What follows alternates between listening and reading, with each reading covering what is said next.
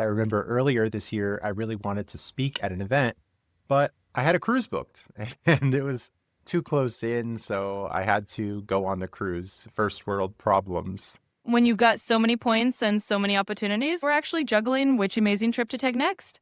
It really does become a kind of travel hacker's dilemma, but in the best possible way.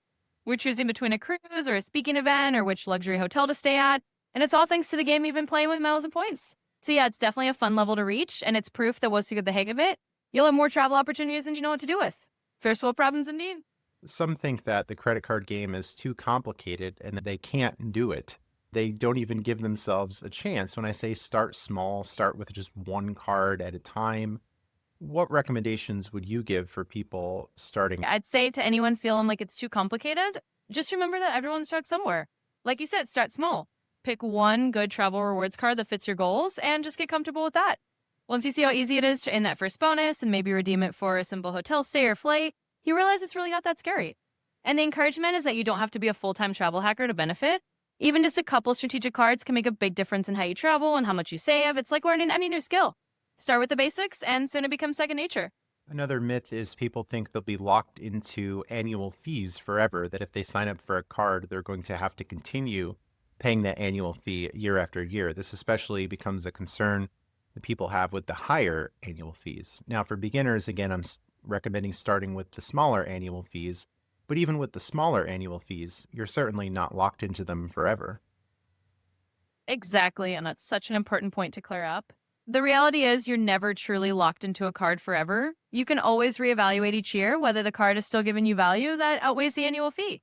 And you can often downgrade to a no-fee version of the card, or even cancel it if it no longer fits your strategy. And like you said, especially for beginners, start with the lower annual fee card so you get comfortable, but know that you're always in control.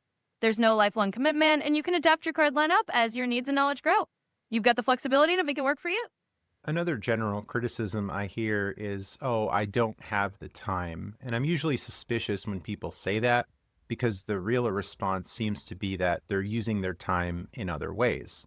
And it's a question of, okay, instead of just mindlessly scrolling through social media or maybe watching a new Netflix series for hours a day, that surely you can carve in some time to get a high return on your time.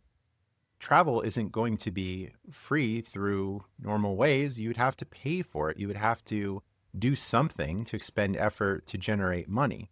Now, for people that might be making ridiculous hourlies, maybe like CEOs or people that are really rich, maybe they wouldn't find this to be a worthwhile use of their time. But I would suppose that most listeners, especially for the higher edges, the sign-up bonuses and the statuses, that they would find value in that.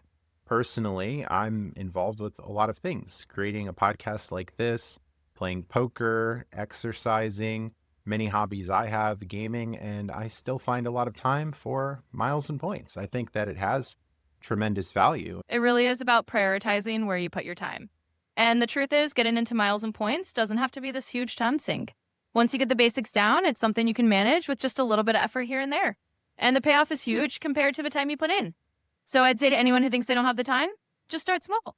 You don't need to spend hours a day on this. The value you'll get out of it, free travel, upgrades, all those perks, is well worth the little bit of time you invest. Plus, like you said, it's probably more rewarding than some of those other time fillers we all have.